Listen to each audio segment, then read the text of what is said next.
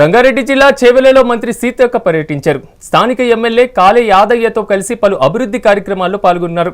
ఈ సందర్భంగా కాంగ్రెస్ పార్టీతోనే గ్రామాల అభివృద్ధి సాధ్యమన్నారు. గతంలో కాంగ్రెస్ నుంచి వెళ్లిన యాదయ్య తిరిగి పార్టీలోకి రావడంపై స్పందించారు.